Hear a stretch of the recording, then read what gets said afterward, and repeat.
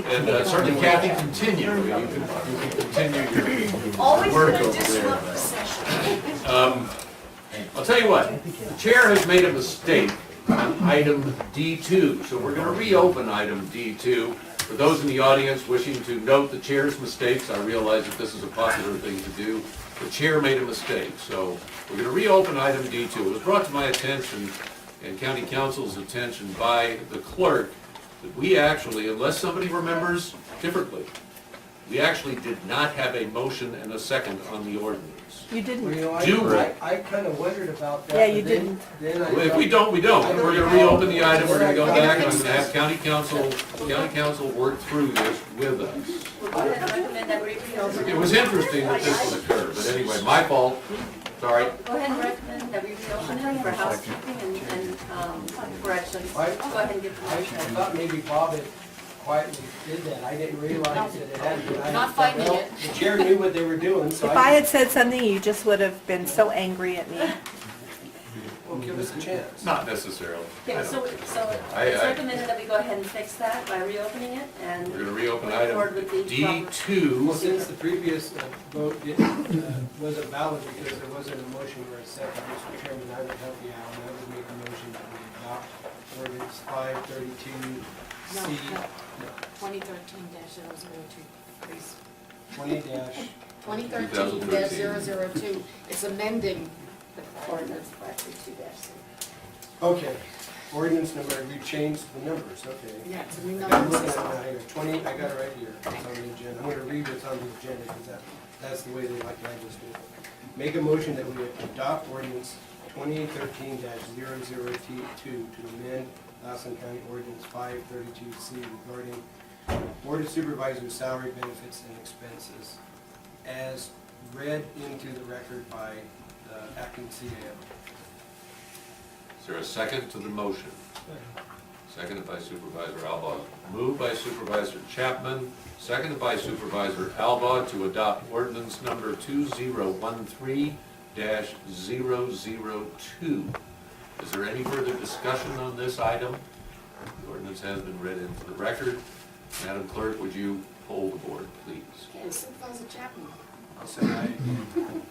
Supervisor Elba, Aye. Supervisor Pyle, Supervisor Hanson. I'm going to make another comment. If you do think that this is the first time that I've made a mistake, just consult my wife, Darcy. She'll tell you this is not. So I vote aye. Thank you very much. Thank everybody for their patience. I apologize for the delay.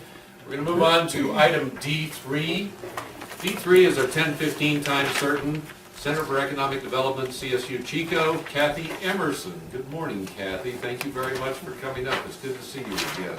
Glad to be here. Had a beautiful trip up this morning despite the rain. Good morning, everybody. My name is Kathy Emerson. I'm from the Center for Economic Development at California State University, Chico. For the last 4 years, I have been working on nothing but broadband. I am an English major, East Coast City kid at heart, so what I learned the first 3 days on my job 4 years ago was a vertical learning curve. It was not just steep. I bring to you today an update on where we are in the process, meaning that my group and I were funded for what's known as Regional Consortium Broadband Planning Projects through the end of December 2014.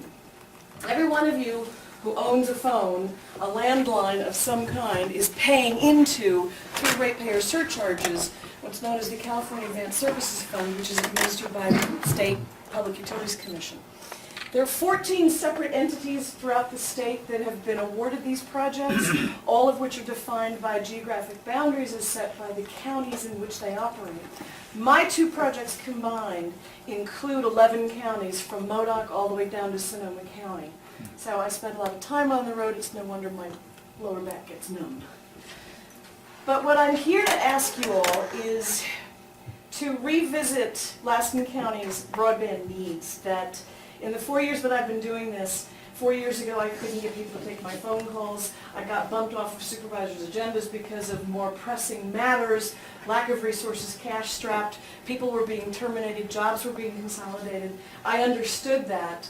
And I started making the trips up to the individual counties and meeting with the county CAOs, the city administrators, which means that I was interviewing them before you took over Who was your predecessor?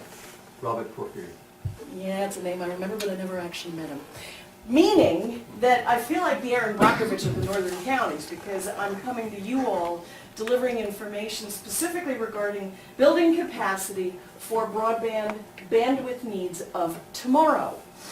I'm aware of school population attrition due to families that feel their children don't have adequate access to high-speed internet services away from school. The schools have services, but the homes, the residents that live in the surrounding communities don't necessarily have access to the same type of high-speed services. On the map, on the wall over here, to you all's left and right, the bigger map is 2,500 route miles of both existing and planned infrastructure routes for which we have submitted a gargantuan application to the state, the same pool of funds, to build a fiber-based network that will interconnect all 16 counties from Sacramento north. The application is pending review. We have revised it probably 5, maybe 6 different times in order to meet the criteria as set forth by the California legislation back in September of 2010 that governs the funds that are being allocated. The incumbent service providers, Comcast, AT&T, Clearwater, Charter, Frontier, challenged the application claiming they already offer services in certain pockets throughout Northern California. To an extent that is true, but our intent is to build a middle mile backhaul infrastructure that will enable last mile service providers greater access to backhaul, thereby extending services to those really hard to reach remote rural pockets. Knowing that the technology is going to be slightly different for each of the areas because the topography is so varied. On your right is a larger scale map of what we have designed as a concept plan, a Lassen County backbone. You'll see that it comes out of Susanville up 395, in through Modoc to Alturas. We have met with Plumas, Modoc, Siskiyou, Shasta, Tehama, all of the other counties, so that on the larger map you can see where the blue line coming down through Nevada counties actually comes from a peering point out of Reno and then straight up through up to Susanville. Well, Plumas Sierra Rural Electric Cooperative, based in Portola, received an ARA-funded grant back in the summer of 2010. They expect to complete mid-July this year. We then plan to connect to their fiber demarc in Susanville all the way up to Alturas and then across through Bernie to those blue routes, which are run primarily by Frontier, a little bit of Cal Oregon, and Siskiyou up and over through Siskiyou County. The idea being that these fiber-based networks will build in redundancy and diversity, which currently does not exist. It's a bit of a patchwork quilt, it's kind of like a hodgepodge. The numbers that my group and I have analyzed indicate that of all the households in California that remain underserved and unserved, 30% of them are in the 16 northern counties. Well, there are 58 counties in the entire state. Northern California, all of these counties combined, it's basically 27% of the state's landmass, and yet we only have 4.9% of the state's population. So the calculation used, you like it that way, you want to keep it that way.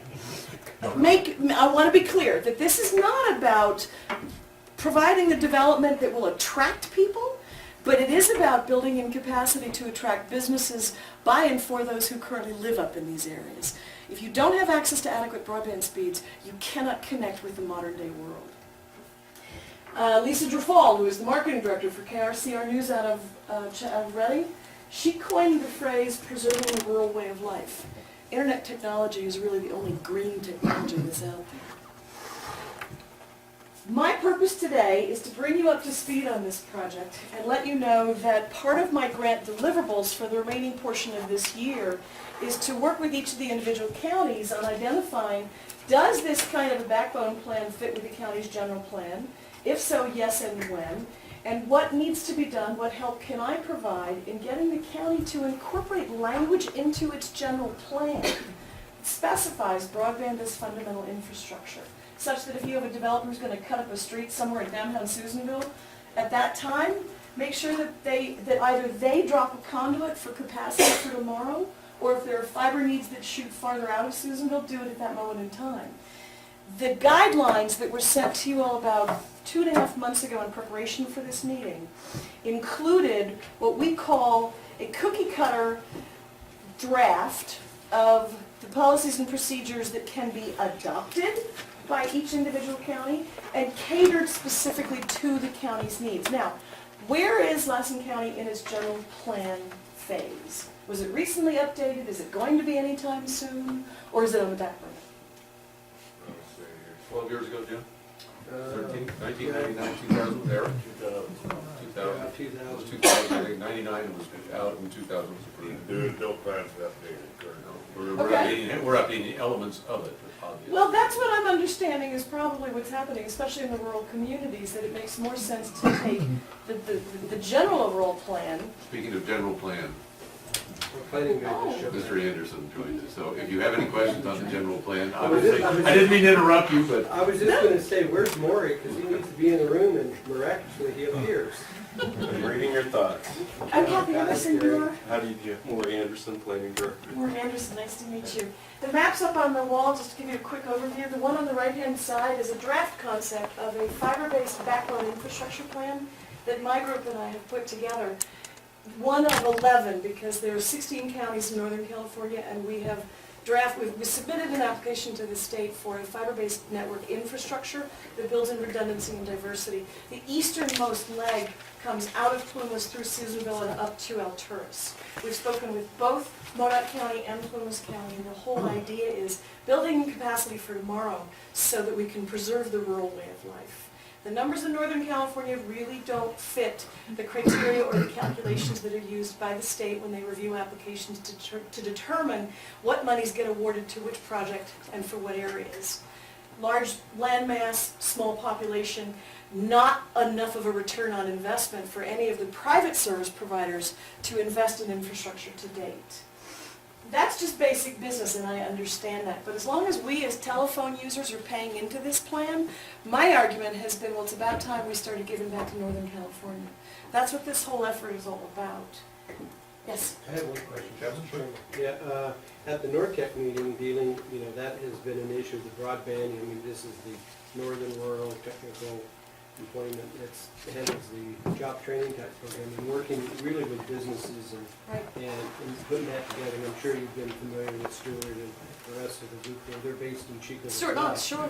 And, but we've talked about this too, and I was under the impression that the governor had also announced an initiative that irrespective of the population, problem that we have in terms of we have land mass, no population, allocating resources, an initiative to work to get the entire land mass hooked up irrespective of population. And so there's been supposed to be some funding along that line. So from what they said and what they did. What time frame are you talking about? Oh, this is over the last year and a half is what the discussion. I mean, we've been listening to that at these meetings that we go to quarterly. So tell me what they've said and what they've done. Where's that?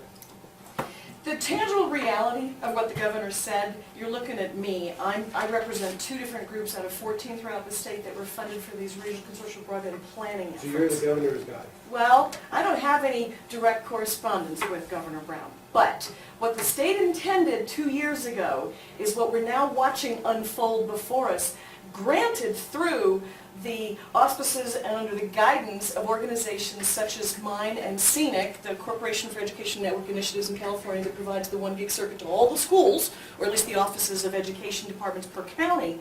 We partnered, applied for the grants, as did 12 other organizations. The idea being galvanizing the communities, the rural, remote residents, businesses, community anchor institutions, identifying the real need, and then identifying the actual supply to figure out where the disconnect is.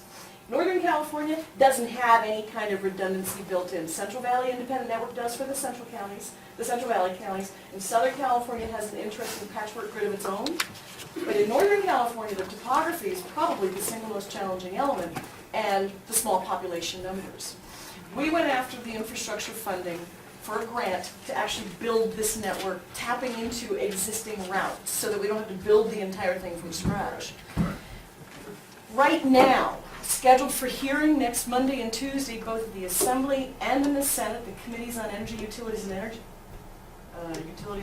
Communications, they're going to be reviewing the 3rd revision to what's known as SB 740, legislation that was proposed by Senator Padilla in February, specifically requesting additional funds to be added to CASF, extending the period of time in which the funds are to be collected, and changing the eligibility requirements such that you don't have to be a CPCN, or a certificated wireless carrier, basically a telco, to be eligible to apply for the funds. It opens up the door for partnering across county boundaries for community-based anchor institutions who want to work with a last-mile wireless service provider who flies under the radar and is not regulated, partner and design a system that works for that community and go after the funds. It's been a fight since February. When you say funds, how much money is in this pot that can we leverage or be able to access for funding of these kind of? Currently, funding amounts are $158 million that has not yet been allocated. That's what's left from the original legislation that was put into effect in September of 2008 and then updated in September of 2010. Now, we're looking at additional legislation to increase that fund by another $125 million to be collected between now and 2020. So it extends the full period of collection so that we as phone users won't see an increase, but the funding, the collection will continue. The idea being that until Northern California and the other rural remote pockets throughout the state are actually connected, we're going to continue to limp behind our ability to connect, to promote businesses, to promote children through the rural school systems, online education, rural remote medicine, telehealth, online distance education, public safety. You all know Dennis Garten from Tama County Supervisor, now the chair? He's been vocal and a strong supporter of this effort because the towers that are located throughout Northern California are reaching a maximum capacity. Nobody has the money to invest in either new towers or refurbishing the existing, at which point we're going to reach a point of no return. And while Tom and Mitch and I, my two project partners, have been saying this may sound like doomsday and I don't want to be a drama queen, we're looking 2 and 3 years into the future, by which time we want this project to be completed. If this doesn't happen, Northern California will be summarily excluded from the 21st century. Because there's no plan, there's no intent by any of the private carriers to increase their current service offerings. They talk about cherry picking, they talk about go after the low-hanging fruit. For them it's an adoption issue. We offer services in Lassen County, Susanville, and Johnstonville? Okay, well, 78% of Lassen County remains underserved, which means that the services that are available to the entire county fall below the state's minimum defined threshold of 6 megabits down and 1.5 megabits up. There was an article posted this morning on Rough and Tumble, and it was KPCC, I think, was the source for it. It was a Southern California article dealing with the LA Unified School System, spending $30 million to equip every child in the LA Unified System with a tablet, an iPad, and how they were going to use this for the education. So one of the things that it was kind of a critique. I mean, they were saying tablet, they were going to do all this. The question came down to, and the person who wrote the article said that, well, first of all, the teachers are going to be challenged because they're going to be spending most of their 40-minute allocated time period per class dealing with resolving technical issues when a kid has an iPad that doesn't work, it doesn't plug in. So that became an issue. But the bigger issue, and I think it really speaks to what you're talking about here, and this is an issue of concern because I've actually run into it recently at home.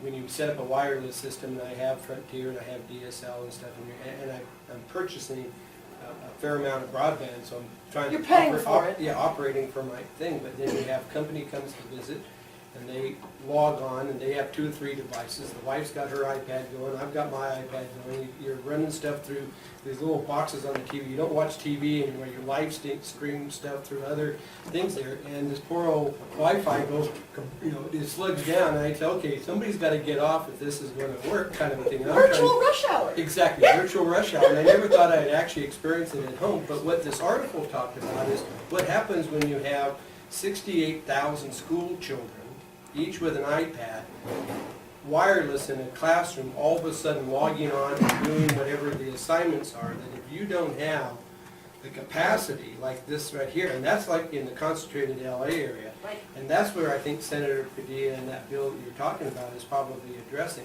They're more interested in figuring out how they're gonna be able to develop that kind of capacity. And I'm thinking to myself, yikes, I thought I had a problem at home. Those guys have a really big problem. If you think about it, 68,000 iPads Yes, going off and. once on a wireless system. The bill was And you're intended, concerned about, our website and putting out information. This is gonna be, they're gonna crash the World Wide Web, and none of us will be able to be logging on because they'll be like kaput. and the problem that's happening in Northern California is that our incumbent service providers have pretty much said they offer service in the existing areas, which is where the most densely populated areas are located. Well, the problem is, it's like a water pipe. If you can't access the main trunk, you're never gonna get water to your furthest reaches. The same is with internet services. The difference is we're talking about transmitting voice or data, not water. The fact that broadband is not yet determined a critical utility is this unresolved issue that still plagues the FCC and every state in the country. What I ask of you all today is, again, be aware of what my efforts are. Know that if you have a go-to person, you have a source. And you know what? The In-Out Burger issue, I looked into that, and Department of Finance through 2012 still shows it as a viable business.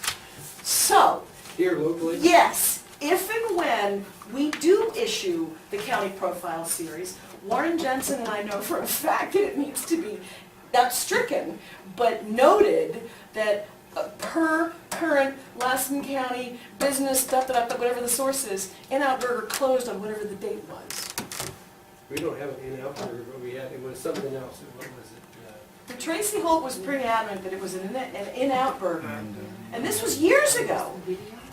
No, it was. We would love to use now. You would love one. I Was probably it, don't. was it A&W? I would drive it one way. Jim, was it Rito A&W? didn't do it. A&W? A&W, no, it wasn't, there was something. It was a It was business. a business, but it wasn't an In-N-Out Burger. Okay. Everybody would die to have an In-N-Out I Burger. think it was Blockbuster that everyone Was it Blockbuster? No, it was something, it was a business that It's had just been recent. operating, but it had long since been out of business. I mean, we're talking about like 10 years ago. Yeah, but it was still showing up as a viable business in the county profile series that we produced. It was being listed as. Right. And that was a hot Well, button we had valid. a big issue with your profile as it related to our population representation. Yeah. Prison That's Dan. versus No, I don't- non-incarcerated. Yeah, but that was Dan Ripke's profile. Right. But they work together. They work together, I know, No, but they're I the think she's same general corrected. office, they're the I same think center.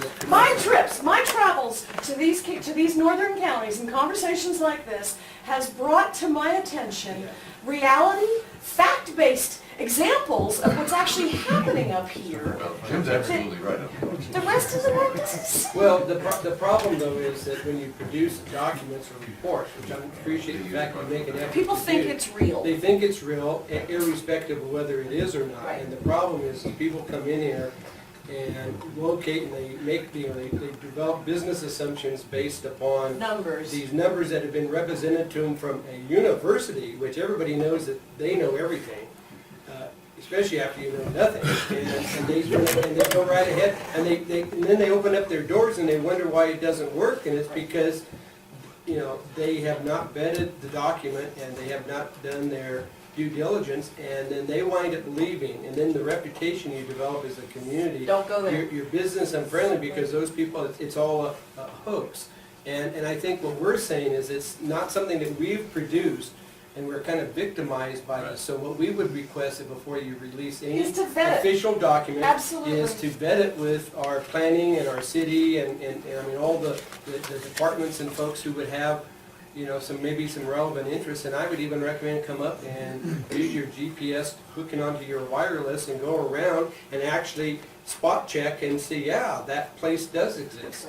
Right, time and resources. Yeah, but, and that's the frustrating thing we've had, and Dan just has not been able to accommodate us, and Del Norte County has a similar problem as we do with the prison population being mixed in there, and if you want to know the truth, there was an article in a magazine that was a few months ago that said if you are single woman and you're looking for a guy, the best place in America to go was Lassen County because the ratio was like this.